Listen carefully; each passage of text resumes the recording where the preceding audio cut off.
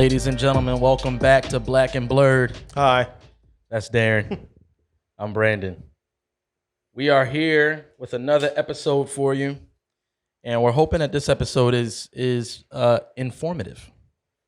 We want to give you guys a dose of what it was like growing up as a Smith boy. It was reckless. It was competitive. But it was informative. Full of dictionaries. Also, that's correct. We have a guest on the show for you guys. It's our pappy. That's racist. We brought our father on the show. Say hi to the people, Dad. Hey, to the people. We brought our father on the show to join us because, one, the heart of this show was the desire to give you guys a glimpse of what our typical cigar sessions are like. We get together a lot. We'll sit and talk. We'll have a cigar. And our conversations will turn from traffic to football to government to Jesus. Pretty much. Yeah. And then back to cigars. And we want to give you guys a dose of that. I think I didn't plan to do this, but I think that we have to share some stories. And now that we have a lot of people listening, there was a time when Darren happened to be running in the dining room one time, and I was in the living room. Coincidentally, I stuck my leg out from behind the wall and tripped him. And the first thing he yelled out his mouth was, "He did it on purpose."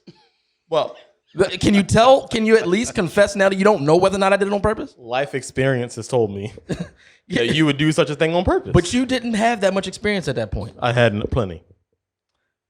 Either way, Dale, do you remember the response to such situations? No, I don't. I'm sitting here relating to Darren because I had such experiences with my two older brothers. I remember specifically being very high in the air and then no longer being in the air. I'm sure Justin remembers. If Justin is on, listens to this, he will remember what happened. Whenever any of us got in trouble, whether it be upstairs or downstairs, the guest would retreat to their home court. Immediately. But I do vaguely remember that. Yeah, vaguely. Do you remember when we were watching Star Wars? Well, he wasn't. He probably won't remember because he wasn't watching Star Wars. No, it was Attack Lord of the Clones. the Rings. No. It was Star Wars. Attack of the Clones. We remember. Yeah. I thought it was a longer movie. It was the last fight scene with Samuel Jackson and all of those guys. Right. You were I asleep. remember that. Yeah, it was the end of the movie, so you made it, I think, to the end. I kept waking up. Yeah. You want to tell the story? Go I mean, it wasn't my story to tell, you know. It is. It involves. So in his story, the first story he told, he did something in it. In this story, he's about to tell, I did nothing. But go ahead. Well, no, we were watching Attack of the Clones. And I mean, that Star Wars trilogy is pretty trash. But my father fell asleep, as you do in majority of movies. Yep. He fell asleep. And so I thought it would be funny to smack him with a pillow while he's asleep. Mm.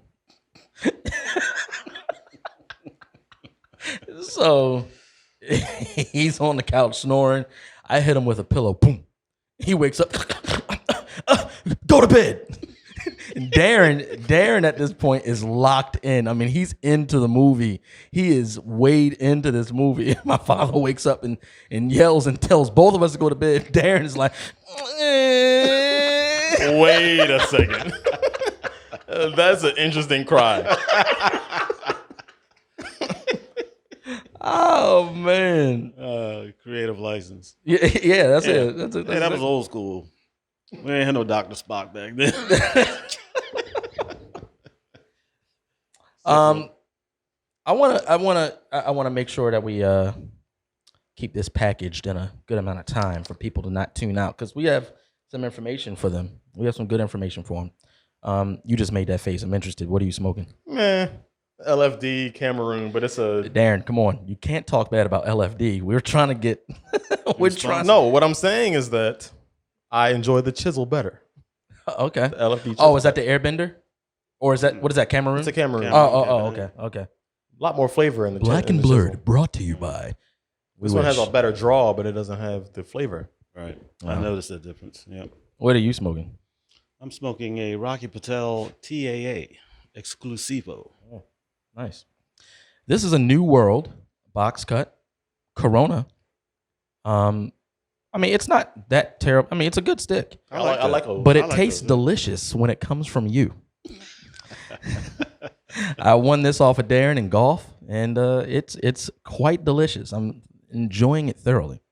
We over the past few months, obviously there are obvious talking points regarding what's going on in the world, what's going on in this country, the conversation of race, the conversation of what it's like to be a black person, all of that. There's a whole bunch. What it's like to be a minority, how to respond as a white person. All of this is a part of the conversation. But only one of us at this table experienced an era that a lot of people reference today. And I think I want to hear, or at least I've heard. I want you to share some of what that was like, some of your experiences, some of the things you went through, because I eventually want to get to something that's important, because they're in the midst of people talking about topics, in the midst of people engaging in conversation, people take necessary swings where there are things that need to be tackled, there are topics that need to be talked about, there are ideologies that need to be attacked, but then they end up swinging on everything. Yeah. And I think that it becomes counterproductive. So an example of that is the topic on race, and like specifically like friendships or white friends, or white coworkers, or whatever it is. They're necessary conversations to have, but now today it's evolved to where even if someone slips up and says something semi-ignorant, they need to be thrashed. Yeah. Oh, you did it. Yeah, You're racist. They need to be thrashed. You have that, and then you also have, from the Black American perspective, the mindset that results in, look, I ain't explaining nothing to you. I ain't teaching you nothing. I shouldn't have to explain anything to you. Meanwhile, reconciliation is the goal. And so, just one, like generally speaking, what was it like to be a nigger during that time? Well, it's funny when I think back. I think now more in retrospect, I realized that I understood at least a little bit about that. Just from being, because during my childhood, Liberty Road, Liberty Heights, which is clearly a part of the city now, it wasn't so back then. I mean, there were a lot of white people who were coming from the county, which was what seems like another world to us, who would ride down Liberty Road, Liberty Heights, which is in the city. Yeah. And it was nothing for them to yell out nigger at you, riding down the street. And then you would start dancing when they did that, right? I would just say, thank you. Thank you. Wait. You wouldn't get mad? It never dawned on me to get mad. Well, I have to say I had a varied childhood. I mean, if you think about it, I was the youngest of 4 at the time. We had white friends. Our pastor was white. His son is my age. We were best of friends and still are today. My dad was in the military. We lived in Germany. We were some of the only blacks that were there in Germany. And guess what, folks? There's racism in Germany. What? Yeah. the little German boys knew to be racist to us. It was interesting. Yeah. But Step number one. The little German boys. I guess to watch TV. Well, they didn't have a kind of TV back then, did they? Yeah, no, they weren't watching CNN. Yeah. But now, one experience in Germany that I realized, we had also some indigenous German friends who would take us to different little towns that other people didn't go to on the base. And these towns were just filled with Germans and us. Yeesh. And traffic would stop. And people would just want to be around us. It was almost like we were celebrities. And I can remember, and I was only probably 8 to 10 years old at the time. I can remember comparing that reaction to us to the reaction Back at home. to us back at home. That's interesting. Quite different. Hmm. Yeah. That's wow. Yeah, that's interesting. Because now when you came back home, what's it called? What's it called? The schools Segregation or busing. They started busing, right? Was that before or after? That was after coming back home from Germany. It may have been before, but it affected me once we got back here. Yeah. And so what are some things you experienced in that? Yeah, well, in my neighborhood in the Forest Park area, I attended the same elementary school you attended, Liberty Elementary School. School 64 to you is loyal. And then they started busing us. And so we were bused, some of us were bused from Liberty Elementary to Falstaff Elementary. Oh, Doesn't wow. exist in a anymore. Jewish neighborhood. Yeah. So there we were again, minorities there. There was, we got along with everybody there. There wasn't a whole lot of racism that I could detect then, but I sort of matriculated into that environment. And then I went on to Pimlico Junior High School, which was in the same area. Also not a thing, right? Also Not a school anymore? It's not a school anymore. Yeah. No, I think there's like police training. Yeah, it's or a something. police Yeah. academy. You want another one? Then I went to Northwestern High School. Oh, wow. Also not there. Yeah. For 1 year. And that was when I realized I was more interested in music than I thought. And I transferred to Frederick Douglass High School in the hood, Yeah. which was a culture shock for me Yeah. because I hadn't been in that environment for a long time. I got used to it pretty quickly, though. So that's sort of my varied childhood. I was exposed to a lot, and I think in the end it turned out to be a good thing. So very real experience with hatred, with explicit racist comments, outbursts, whatever, people trying to get you to dance with their words. And then you end up going to Shenandoah Music Conservatory. What was that like?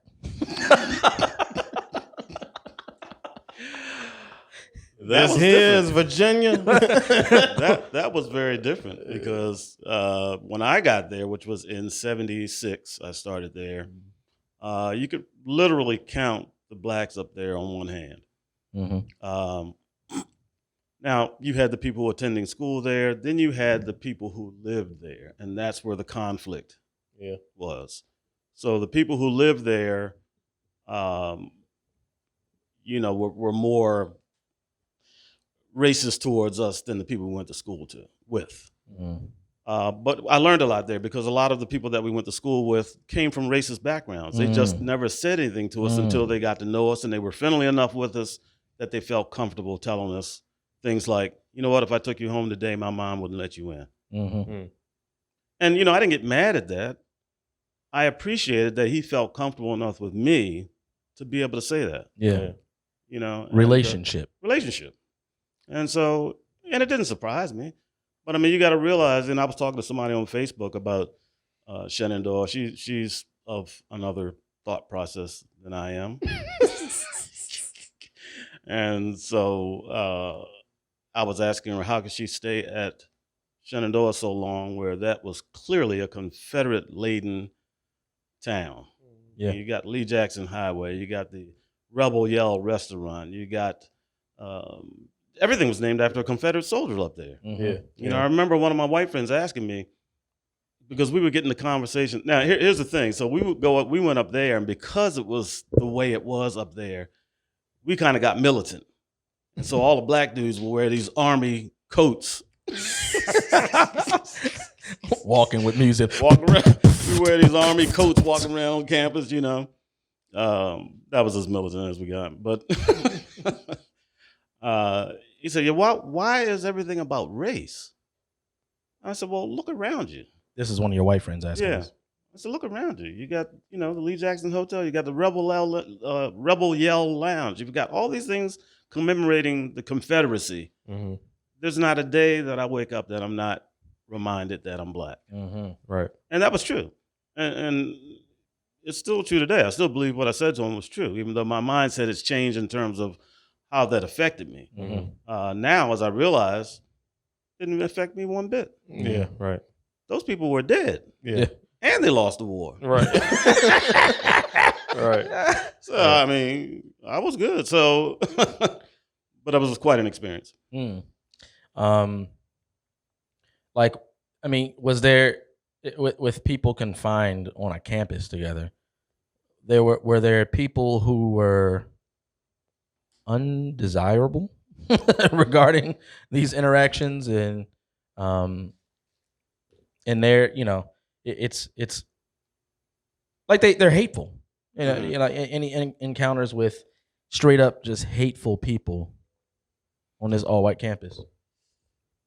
I can really, of all the people that I associated with, I mean, there were people who resided there on campus, but there were people who came to camp, who lived locally and went to school there and went back home. Mm-hmm. So I didn't have any relationships with them. But I can only think of one guy. He was a drummer. And yeah, he was a little challenging. And he used to think that he could scare us with the stuff that he would say to us. But, you know, we were. Dance. Yeah. We from Baltimore, son. Come on. Yeah. You know, that makes me so sick. It makes me so sick that the culture today is teaching the exact opposite you learn as a kid. Sticks and stones may break your bones. Oh no. Meanwhile, words are apparently the darndest thing anybody could experience today. Right, yeah. If you say something mean, Right. or even if you say something inconsiderate, Right. If you say something I don't like, I'm gonna hit you with sticks and stones. And you better not say anything about it. yeah. That's I mean, what we in are. the world? Right. I don't understand that. I don't understand that. You know, because that's like, I'm stubborn, to be honest with you. And when I take somebody saying something to get me to respond emotionally, I'm not going to give you what you want. Right. Like, I'm not, like, I mean, come on. Are you crazy? That's the easy piece of competition. That's competition 101 right there. Right. Yeah. I'm going to try to make you react in a certain way.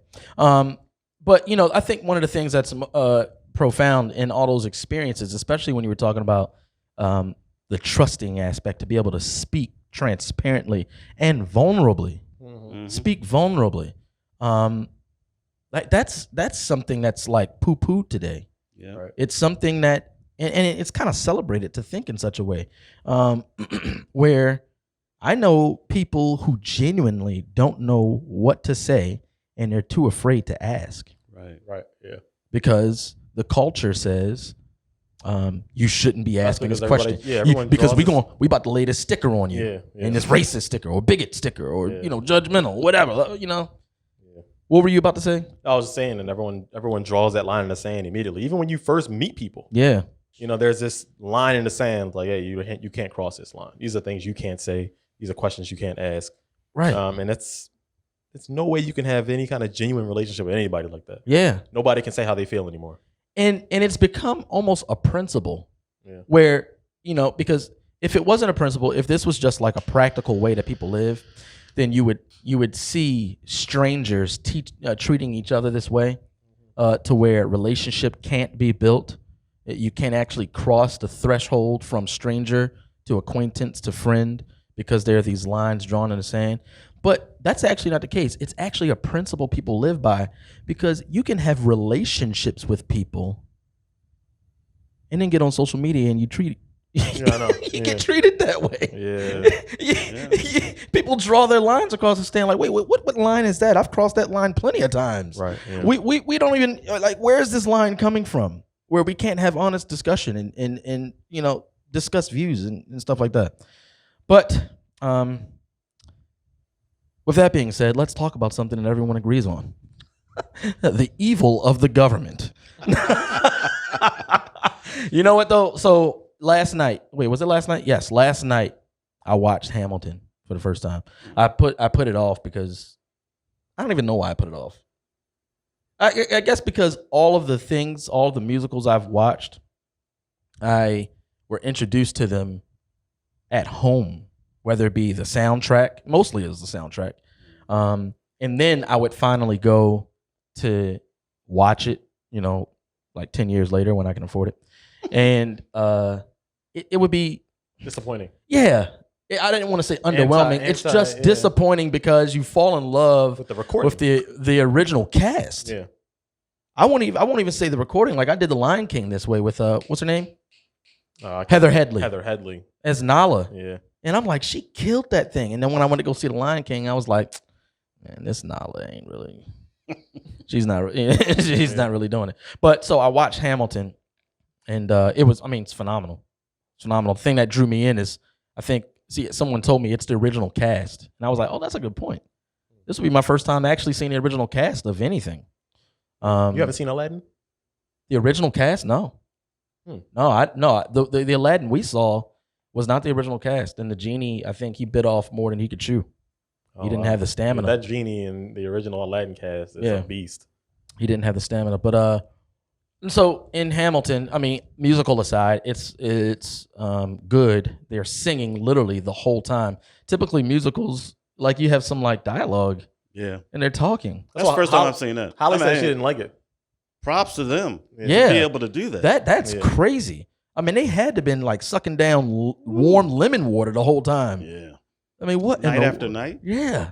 That's That is insane. wild. Yeah. I mean, you would come from this big piece tonight. Dun, everybody claps. Where will I'm like, wait, y'all singing again? what in the world? Like, golly. And you got to pay attention because they're telling the story. They're telling the story. I Right. turned captions on. Yeah, I need to do that. Well, Mommy and I saw about a quarter of it the other night. And you fell asleep? Golly. Man, get She'll the pillows say out. she saw a half of it, but I saw a quarter of it. All right. But yeah, it's long. But no, it's good. And going back to the story of it is almost foreign today. Mm-hmm. Because today there is this once upon a time undercurrent, but now it's kind of a current that you can see on the surface that is anti pride, anti-national pride. Right. Pride for I guess pride for where you're from in general translates to, I guess, racism. Right. I don't know if that's right. I don't know. I guess. Well, you saw what happened when the president used the words nationalism. They turned that into. I don't know what this. I don't know what happened. Really, I mean, at the beginning of his term, he said, nationalism. There's nothing wrong with nationalism. That's pride in your nation. They turned it into white nationalism. Yeah, right. That was the whole. Which is, well, I don't even know. I don't know what white nationalism is. If it's racism, it's racism. Yeah. Right, you can put it under the guise of nationalism. Right. What's the man? My mind is not working. Ultimate nationalists, quote unquote. Hitler. Yeah, it's hatred and racism. Right. Mm-hmm. That's not love for country. That's love for self. That's hatred of people. You hate the people from your country. You're not a nationalist. You don't have pride of country. You're hateful. So yeah, those words. I mean, wordplay is a thing today, and once again, wordplay becomes a thing. So therefore, if you say the word or you slip up and say some of the word, and people draw the line and be like, I got you. Yeah. I hate you now. You're the enemy. And so that's the way reconciliation will come into play. But pass the potatoes. Yeah, I know, right?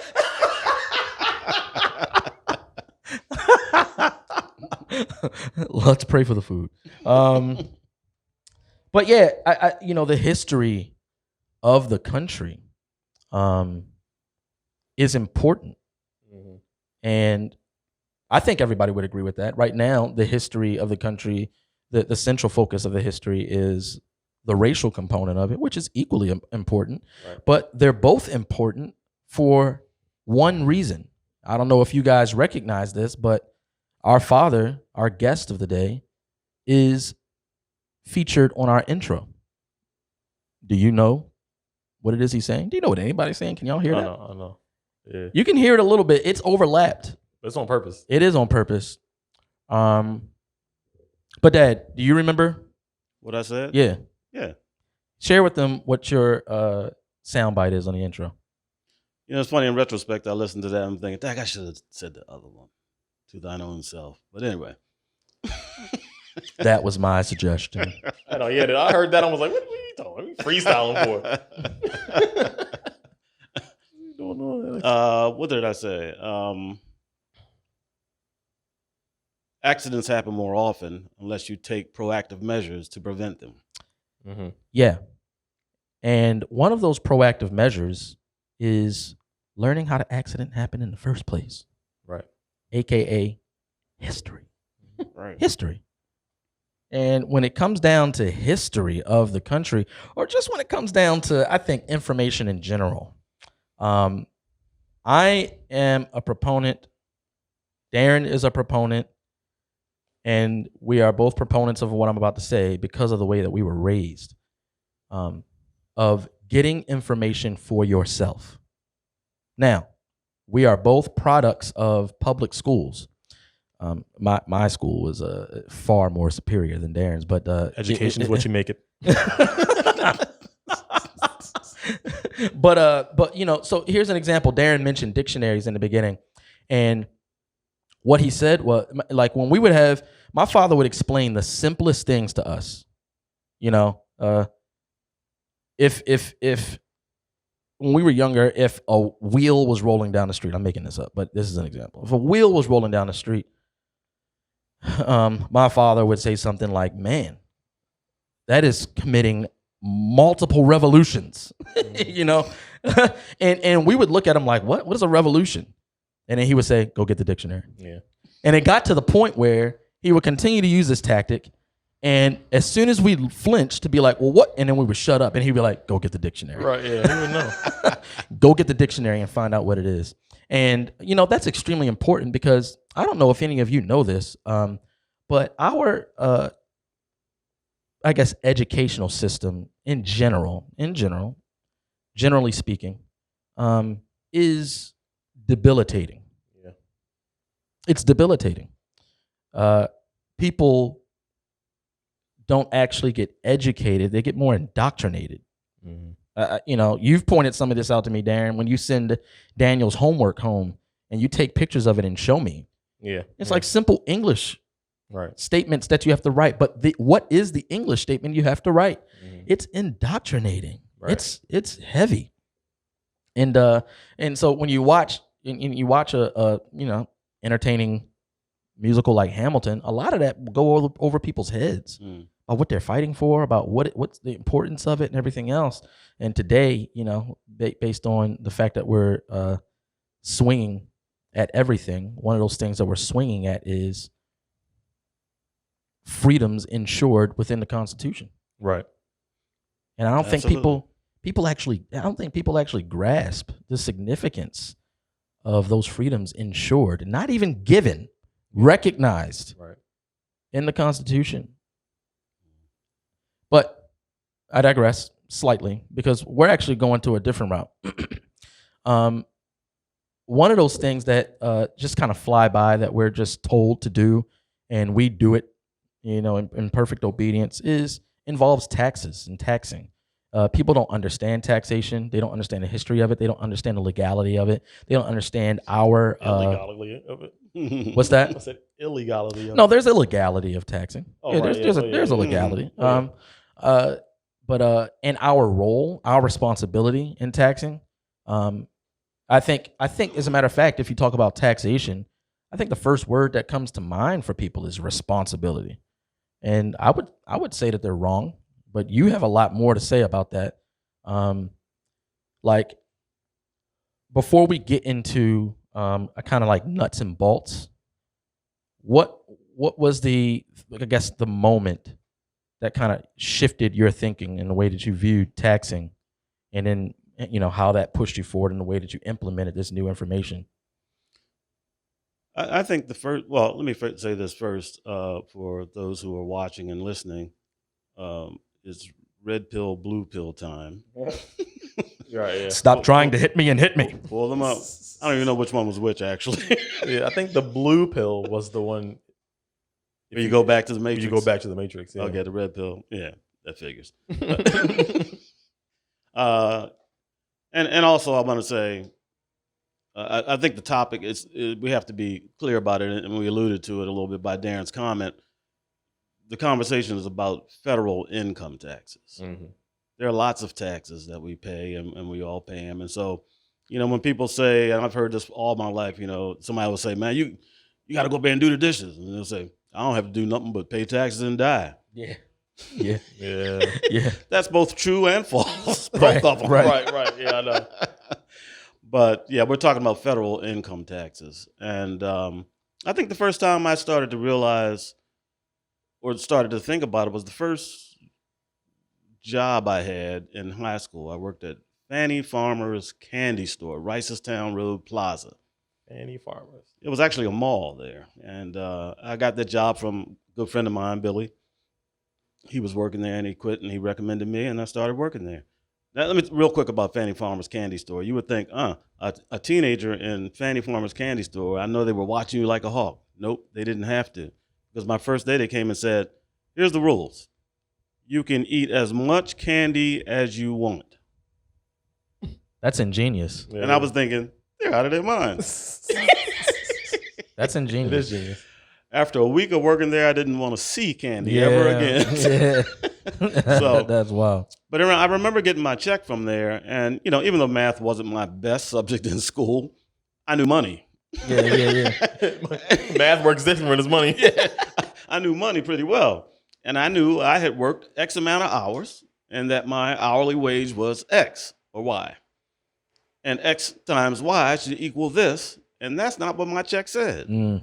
And I was thinking, well, why is money taken out of my check? Couldn't figure that out. So that was my first sort of thought process about taxes. Mm-hmm. So apparently it took a long time for that. Yeah. Where is my money going to actually catch on the surface? Fannie Farmers. Yeah, I About mean, 40 years. well, the fact of the matter is, I think that even if you were to go to your peers at that point, they would look at you like you're crazy. Like, hey, that's the rules, dog. Right. The government gets a piece of what you make. Right. And people have their different reasons for that, all out of ignorance, we believe. But yeah, I mean, you would probably be, in a way, slandered, because you asked that question and desire all of your income. Nothing's changed. Yeah, right, yeah. Well, we can get into that. Like, so, Yeah. Now I'm trying to figure out how to best maneuver through this. I guess we can just do it organically, and you can feel free. Like, I'm sure you have a process you would take people through in understanding this. Right. But when it comes down to, because you emphasized and specified federal income tax, why is it important to explicitly specify that rather than just taxing? What are the words? Is it semantics? No, it's not. Because, in the Constitution, as we talked about earlier, is sort of the guideline for the government and how they can sort of act without infringing on our rights. All right. Guideline for the government rather than rules for its citizens. Right. Barack Obama even said that. He said that the Constitution has a bunch of stuff that the government can't do. We need to make it so it's He was stuff that the frustrated. government Oh, can do. goodness, he was frustrated by that. But that was the point. The founders of the Constitution and of the country wanted to make sure that their rights were secured. And so the ability for Congress to tax is in the Constitution. They do have that authority to levy taxes. but there are restrictions. And one of the things that people don't understand are there are different types of taxes. There are two legal taxes according to the Constitution. There's a direct tax, or capitation that's called, and then there's an excise tax. So the difference is an excise tax is often called a privilege tax. It's used synonymously.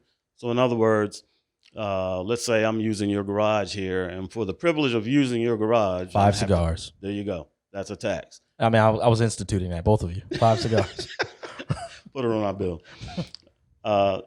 So now I can get out of that by saying I'm not using your garage anymore. So now I don't have to pay that tax anymore. Mm-hmm. I'm not taking advantage of that privilege. Mm. A direct tax comes directly from you and every person based on what you have. So because of that, that's a real big infringement on your right to even have money. There's a stipulation to when the government can do that. And so it has to be done in a certain way that they call enumeration. And the reason for that is, for crises in the country. Mm-hmm. If there's a crisis in the country, the government needs to raise a certain amount of money one time now. Need to raise a certain amount of money one time. What they do is they tell the states, do a census, find out how many citizens are taxpayers and can pay this tax, collect the tax, and then send it to the federal government. Let me pause real quick.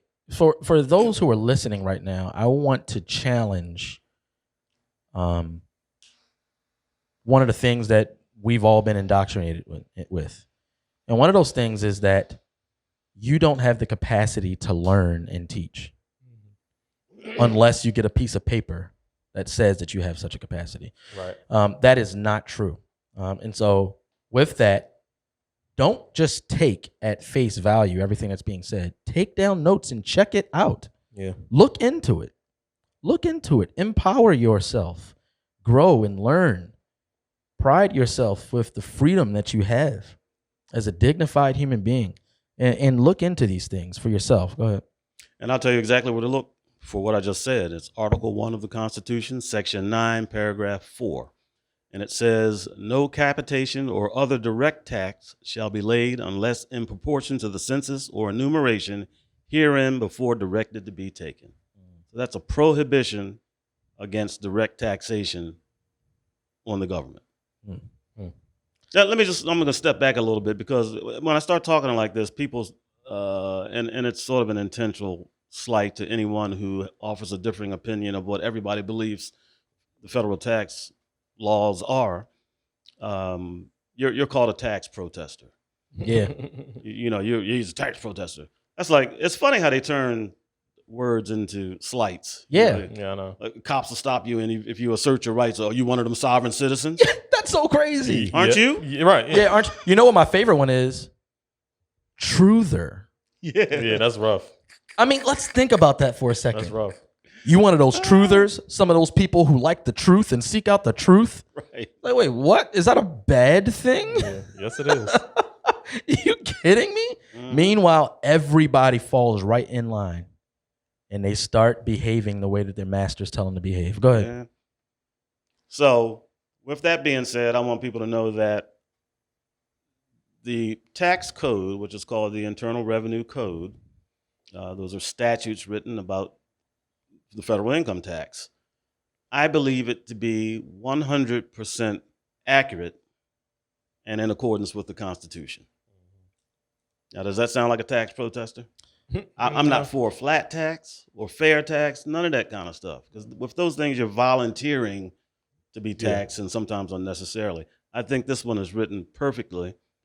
The problem is it's not implemented perfectly because nobody knows what's in it. Right. Yeah.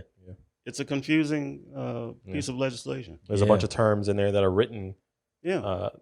that have specific meanings that we use every day, but not really use them as they're defined. Right. So, what is federal income tax? That's a good question. I'm glad you asked that, because you know what? When you think about it, I think a lot of times, the answers to a lot of the things that we think about in terms of taxation are right before us, but we don't think about them in the proper way. Mm-hmm. It's almost like symbolism of the occult. a lot of those things are all around us. All we don't know around about them, us. Right. Yeah. No. so we don't even recognize them. Right. Even worse, some people do know about them, but it's not a big deal. But it's not a big deal. But get Andrew Jackson out of here. Right. Christopher Columbus. But anyway. Oh man. I mean, that's not nice. Some people are really offended by it. Yeah. I mean, they are, and that's fine. Yeah. I don't think you Yeah. shouldn't be, but I'm just Yeah. saying. I mean, it just seems a little It's inconsistent. inconsistent. It's a Yeah. little It's inconsistent. Yeah. Yes. But the term you said, federal income tax, and here's the truth about the federal income tax.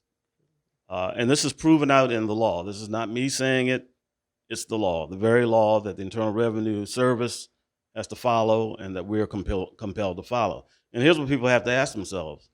Do I do what the IRS says, or What do the I law do says. what the law says? Right. Which one do you think is right? The law. Mm-hmm. You know, federal income tax is most commonly thought of as a federal an income tax levied by the federal government. That's what federal income tax means to them. But what it really means is that it's a tax on federal income. Right. We're getting deep. But That's what it really means. But obviously, we all have federal income. We are a part of the United States of America, and inside of the United States of America, we are making income. So they are, Liable for federal taxes. yeah. that's what people say. Isn't that what the tax code says? Nope. Well, in a way, it does. And again, Darren alluded to it. There are terms, and that's where they get you. Well, first of all, almost every former commissioner of the Internal Revenue Service has said, when asked, what is our federal income tax based on? Their answer is, almost to a word, our federal income tax is based on individual self-assessment and voluntary compliance. Now, isn't that a confusing Voluntary. statement? Yeah. What does that mean? What does that really mean? Right. You know, but what it means is that we as individuals are responsible to know whether we're liable for federal income tax or not. And if we don't know and we pay when we don't have to, we're doing so voluntarily. Yeah, volunteered to do it. Well, how could someone, or billions of people, millions, 300 million in the United States, how can millions of people end up voluntarily giving away their money when they don't have to? School. Yeah, I was gonna say, yeah. Ignorance, indoctrination, Yeah. School. Lying. third-party information, Yeah. all of that. Also fear mongering. And Yeah. fear mongering, Right, yeah. big time. Yeah. Because I tell you what, you know, it's one thing to know this stuff, but it's another thing to act on it. And when you act on it, let me tell you, it's not for the faint at heart. No. You Yeah. better be prepared No. because, well, why would the government attack you? Well, let's see. What could be a possible motivation for that, or a motive? Trillions and trillions of dollars? Right. Yeah. Yeah. Yeah. Right. Exactly. They don't right. want that money stream to stop. I think this is where, one of the on-ramps where faith ties into this, because every human being has millions of reasons not to risk themselves. Bunch of reasons. But it only becomes truly freeing when the greatest reward you've been seeking as a human being, you've received. Mhm. And that reward can't come from a human being. It can't come from a human being. And for those who are in Christ, you've received the greatest reward you could ever desire. And so the biggest decision you make when that happens is to declare your own life gone. That's where true freedom comes. Instead of living your life in a way where you're trying to protect yourself from this, save yourself from this type of thing, you've received ultimate life to the full, eternal life. So therefore, these little experiences we have on earth, we can regard them, as Paul says, as rubbish. We can do away with them. And so obviously, I would consider something like standing firm in the income that we make is beneath all of that. So obviously, maybe not obviously, but I think that the reward we have in heaven is greater than any trial we can face here. Yeah. Absolutely. Unfortunately, you have a lot of Christians who would disagree Mhm. with such an assessment. But yeah, were you about to say something else? No, I was just going to say, through my experience with this, and I've been going through this probably about 25 years, I've been studying the Internal Revenue Code. But you don't have a PhD. What's that stand for? Right. And the funny thing about it, and that's a part of the drawback too, because first of all, you're labeled as a tax protester. Second of all, you've got tax attorneys, you've got CPAs and other accountants that will argue with you to the death that you're wrong. Yeah. And who do people think is right? The tax Tax attorney. attorneys. Right. Have you ever been in an encounter with an attorney, a CPA that tells you you're wrong? Absolutely, many times. Do they cite your incorrectness? They've attempted to. I was talking to an attorney one time about my situation, and she said what you said. Well, you earn income, so you have to pay taxes. And I said, well, I don't know whether I earned income or not because it's not defined in the tax code. She said, sure it is. I said, no, it's not. She said, sure it is. I said, well, show it to me. And she had the tax code, a big book on her. She's flailing through these pages and stuff. Well, it's in here somewhere. That don't cut it, baby. That don't cut it. Now, I know what she was looking for, and I have it right here. Let me read it, what it says in the tax code. And here it is. Internal Revenue Code at subsection 61, gross income defined. And it goes on to say, general definition, except as otherwise provided in this subtitle, gross income means all income from whatever source derived, including, but not limited to, the following items, and it lists a whole bunch of things: compensation for services, gross income, gains, interest, rents. It lists all those things. But let's go back to the first sentence and think about our English teacher.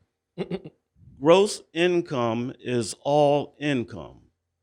When is it ever proper to define a word by the word? Right. They never tell you what income is. Right. See, because they would have to let the cat out of the bag. Yeah. I mean, well, now that we're on to semantics, people who are hopefully taking notes and then jotting down what you're saying and then tracking and checking it will probably go to whatever they can access from the tax code, which it's all accessible. They'll access that, and what they'll see is very explicit language, whether it be from the tax code or whether it be from their own taxes, asking questions and also making determinations that, hey, if you're a U.S. citizen, then this is for you, right? Right. And you are a U.S. citizen, right? So I've been told. Because you talked about how in the tax code there are terms, and all terms mean nothing outside of context. Right. They mean absolutely nothing, which is why y'all need to stop dancing so much. But I digress. But yeah. So without context, words are just noise. Right. They're noise. Right. But inside of the IRS tax code, what are some terms that people need to be aware of? We touched on federal income, or the importance of recognizing that they don't define it in the tax code. But what are some defined terms in the tax code that people assume their meaning? Well, let's start from the beginning, because where a tax professional will tell you, it says that you're to pay taxes at the Code of Federal Regulations, 26 CFR. Just so you know, the Internal Revenue Code is one part of it, and then there's a Code of Federal Regulations. So it's often said that the Internal Revenue Code is the bones, the Code of Federal Regulations is the meat. It fills in the details. So at Section 1 is about income tax. in the Code of Federal Regulations, it tells you income tax on individuals. And it says, where does it say? Oh, Section 1 of the code imposes an income tax on the income of every individual who is a citizen or resident of the United States, and to the extent provided by Section 871, 871B, on the income of a non-resident alien individual. Okay, that sounds pretty clear. If you're a resident of the United States, you're liable for this income tax because you've earned income. The meaning of the word income notwithstanding, the other thing that stands out in that sentence is that every citizen who is a resident of the United States. Right.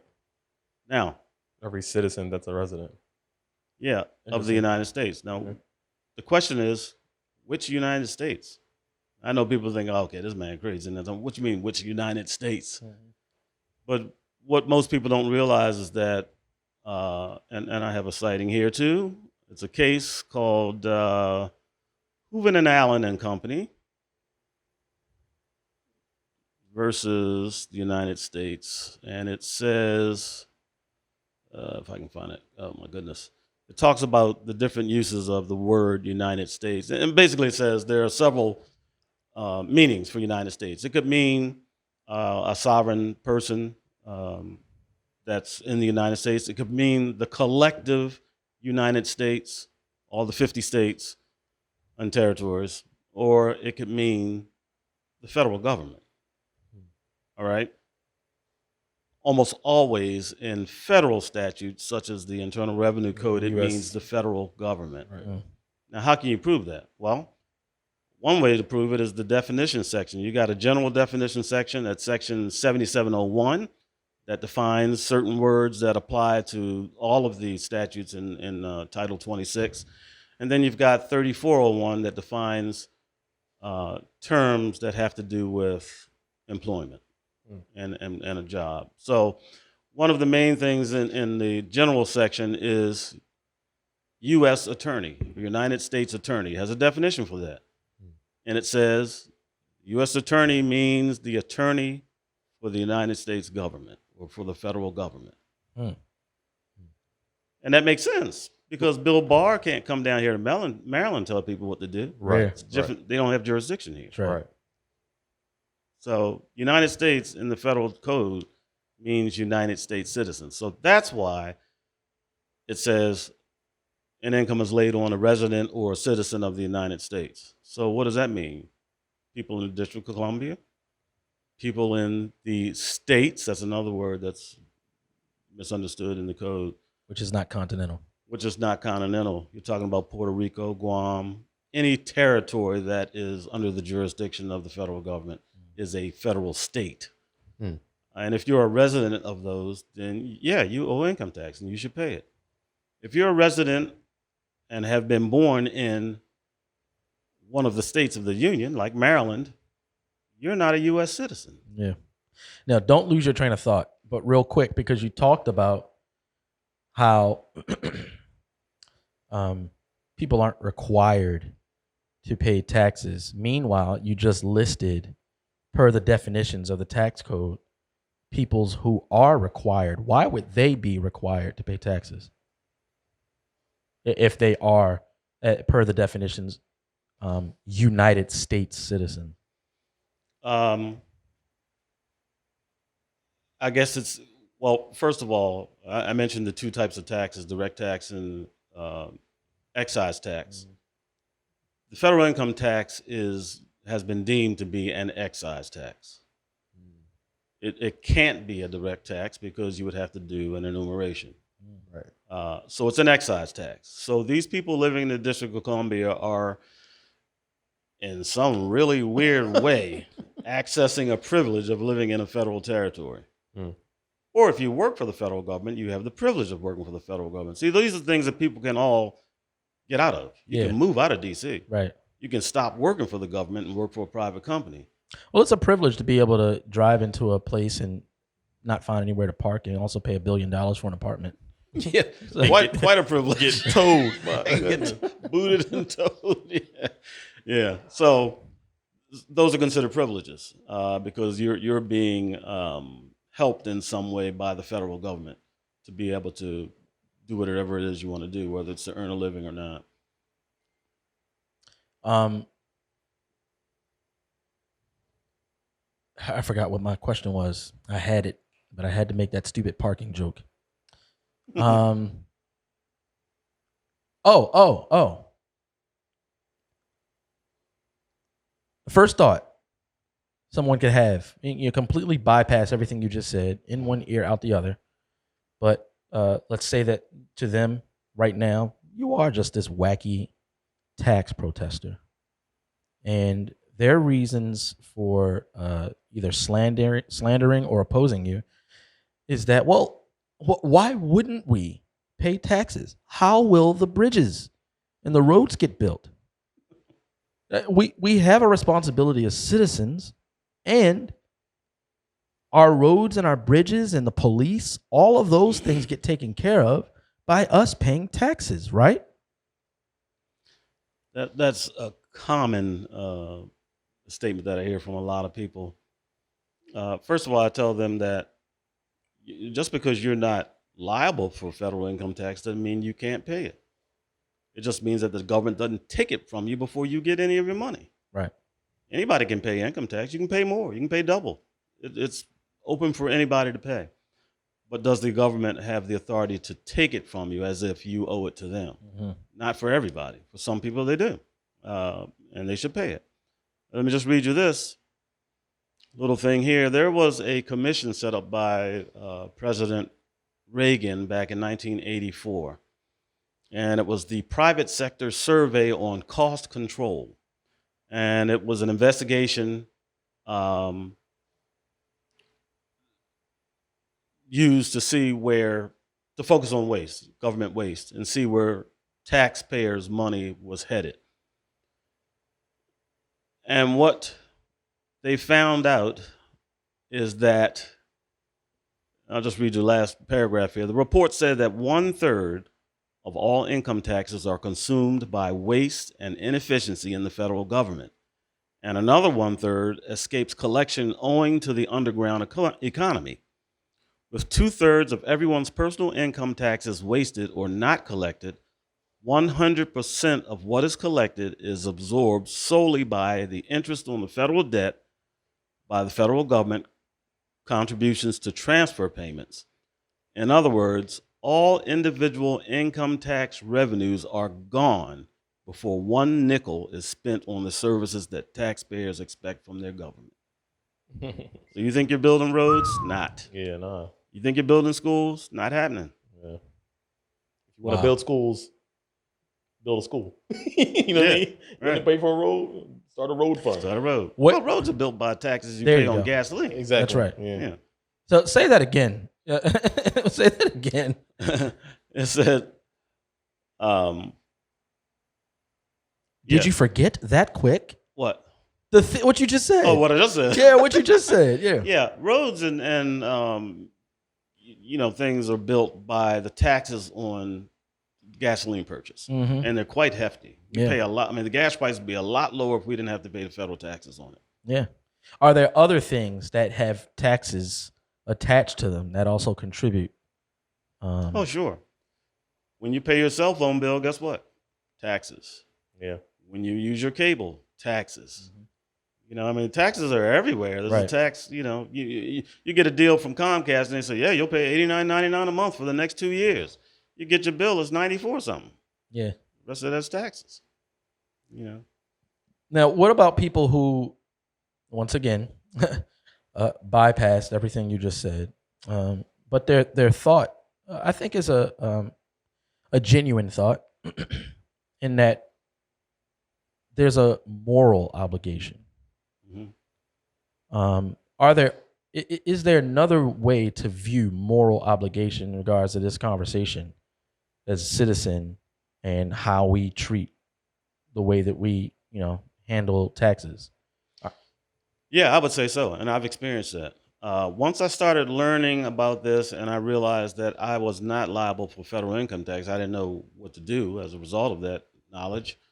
I I was still filling out tax returns, and I would just put numbers on there that benefited me. So basically, I would cheat on. Well, yeah, I guess I'll call it that. Cheat on my tax return because in my mind, I'm thinking I don't owe taxes anyway. So what difference does it make what numbers I put on here? But you know what? The Lord convicted me that you're still lying, Yeah. Right. and that's not right. And you know, I was saying before, going through the full gamut of this whole thing. I mean, it's been rough at times because when they come after you and everything that you have. Yeah. And it can get a little scary. And there have been many times where I've said to myself, why am I putting myself and my family through this? I need to just go back to doing what everybody does and things will be easier. And every single time I've had that thought process, the Lord will reveal something else that proves I'm headed in the right direction. Man. Every single time. And so I feel this is the journey He has for me. I don't know where it will end, but I know that I'm right in what I'm doing. Yeah. And that's all that satisfies me. And so even to the point where one of the reasons I don't fill out tax forms right now, because at the end there's a jurat where you must sign saying that all of this is, what does it say?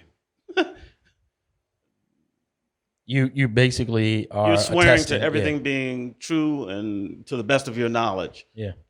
And if I were to fill out that tax form knowing that I don't owe taxes, I'd be lying again. Yeah. So I can't do it. Yeah. I had a hearing one time with a state judge, and it didn't go my way. And the last question I asked him, I said, so Judge such and such, can I put your name down as giving me permission to lie on my tax forms? He goes, well, no, I'm not giving you permission to lie on your tax forms. I said, well, if I fill them out, I'll be lying if I sign it under penalties of perjury. Right. Mm-hmm. Now, the likelihood of them doing that because they're getting my money is Yeah. They nil. don't care. Yeah, they don't care, but it's still lying, and I care. Yeah. Right. Continuing to play devil's advocate. Well, government advocate. Well, no, devil's advocate. Same thing. Yeah. You know, there are another response.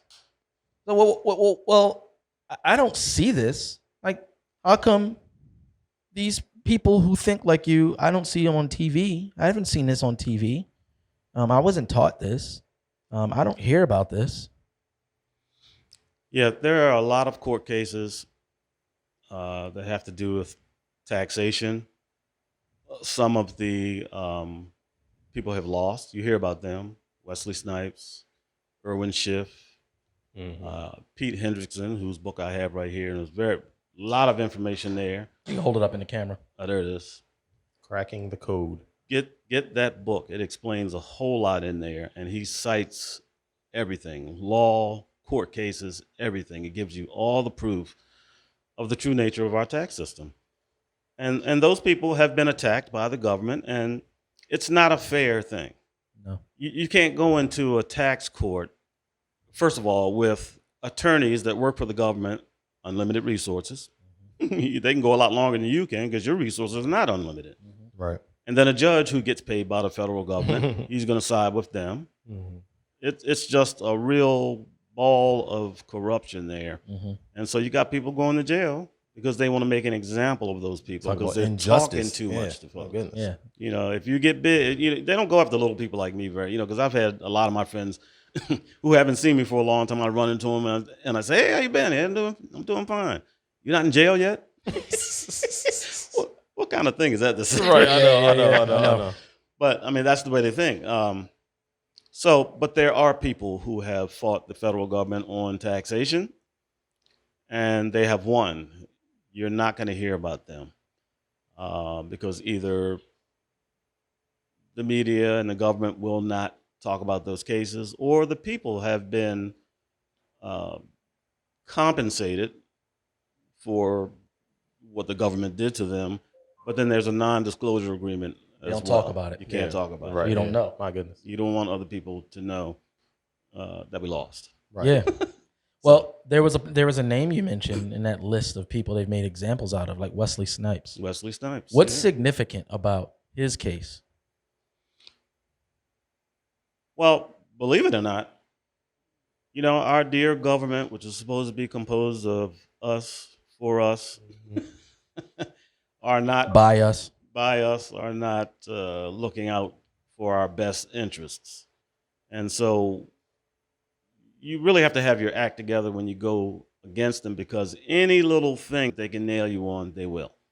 And so not everybody that approaches the government with a tax thing will be successful because they do it in the wrong way, or they make some statement that allows the judge to say, nope, you don't have standing in that, that's disallowed in court.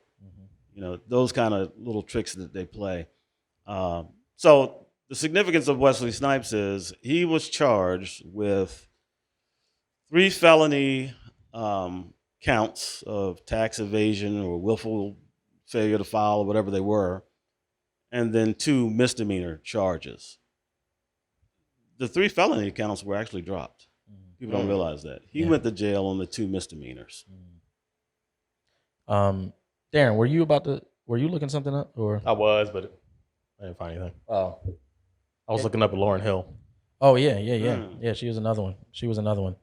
That people make examples out of. And guys, the whole point of this is not to say, so y'all better wake up. This woke culture is a prideful culture, I think. And it's not the pride that we were talking about earlier. It's the egocentric pride that I'm talking about right now. The woke culture is a pride culture that says, I have information that you don't have, and I'm a better person because of it. We're against that culture. But we are for empowering. And we're sharing this information not to say, so you better go ahead and get your affairs in order and start doing what you need to do. Right. It's your choice. Right. Like it was mentioned earlier, it's your choice.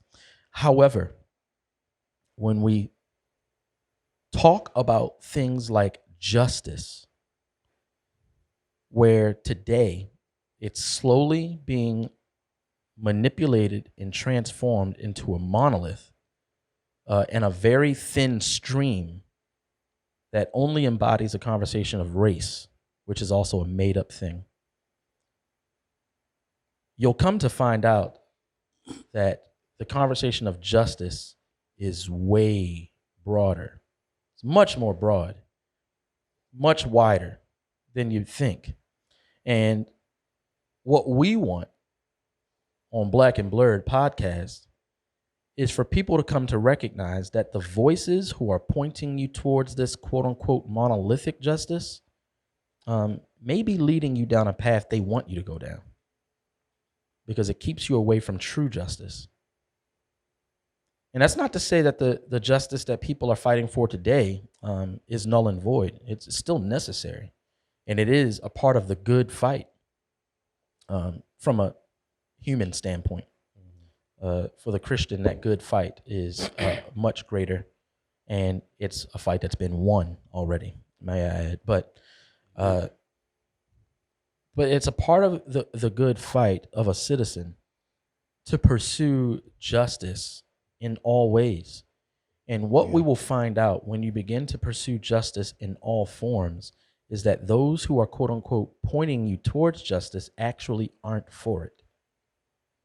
They're actually not for justice, because there's a myriad of injustices committed on a daily basis that we are believed or that we are led to believe are necessary, and that we should commit, and that we should do. And this, embodies the conversation of complicitness as well. Once again, complicitness is only geared towards race, but we're complicit in a lot of ways. And, this is not to shame you, but it's to enlighten you. And it's to educate you, not indoctrinate you. But complicitness, just like it's talked about in the conversation of race, is something that happens as a result of ignorance. Mm-hmm. Not only, you can be complicit knowledgeably, There are people who are complicit not knowledgeably. They wear suits and they work in D.C. But not all of them. Not all of them. Not all of them. We joke about government, but we're speaking on a higher level. There are good people in the government, and the church needs to be praying for them. They are amongst wolves in such a platform, and so we need to be praying for them. But a large part of complicity happens as a result of ignorance. It's a result of ignorance, and what happens after the years and years of our schooling and indoctrination is that we hear something that goes against the way that we view the world, and we close our ears and shut our eyes and say, "Yeah, I don't want to hear it. I don't want to deal with it. If I simply don't address it, it'll go away." And hopefully, it's needless to say that that's a lie. That's a lie. From racial injustice to gender injustice to sexual injustice to any form of injustice, shutting your ears off and closing your eyes doesn't make it go away. Right. And when it comes down to responsibility, once we gain information, we have a responsibility to one another to share that information, that we would be empowered. Darren, were you about to say something? Yeah, I was just gonna say that. I mean, you kind of were touching on it earlier, but and just because you have this information doesn't mean you should or must. You know what I mean? Like you must go home and like, no, I ain't paying no taxes. You know, Right. that's not it. Yeah. But you shouldn't ignore what's true. Right. And you certainly shouldn't refute it without any information or dismiss it. Yeah. It's important that you hear the information, and you do, because like my father was saying, that's not you'll be battling the federal government, and so it's not for it's hard work. It's hard work. Not for the faint of heart. Yeah, it's hard work emotionally, financially. Yeah. And so You need a spiritual anchor. Yeah. And the only good anchor is the spiritual anchor, Jesus Christ. Right. And obviously the principle is it's in the principle of freedom. And that freedom is not just United States freedom. It is spiritual freedom. This is the freedom that our God has given us, even through our Constitution, through our lives. Yeah. It's reflected in our Constitution. And so to me, they go hand in hand. They're not separate. And so I would love to see people free to do what they want with their finances without the oppression of government. We're talking about oppression. Yeah. We're all on a plantation. That's all. We're all there. It's not a black-white issue. It's not a Latino issue. Yeah. This is a United States or a government issue. Yeah. Government manipulating their people to do what they want them to do, and that's some serious injustice.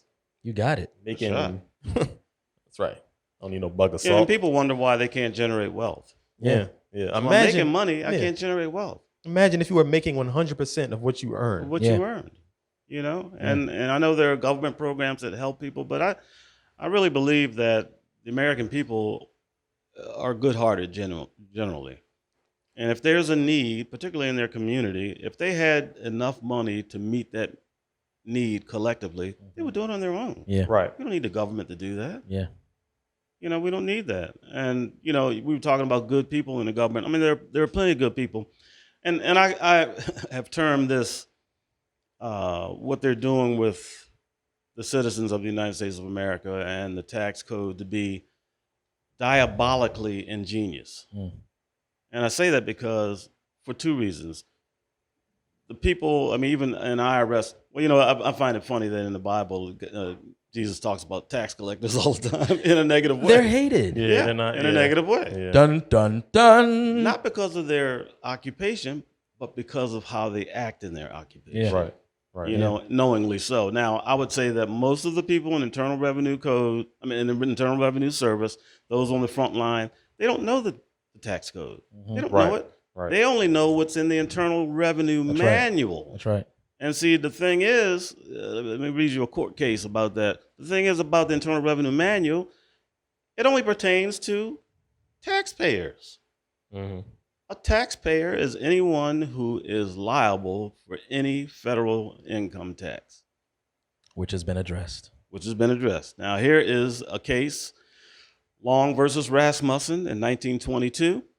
And this was also reinforced in 1972 in the case of Economy Plumbing and Heating versus the United States.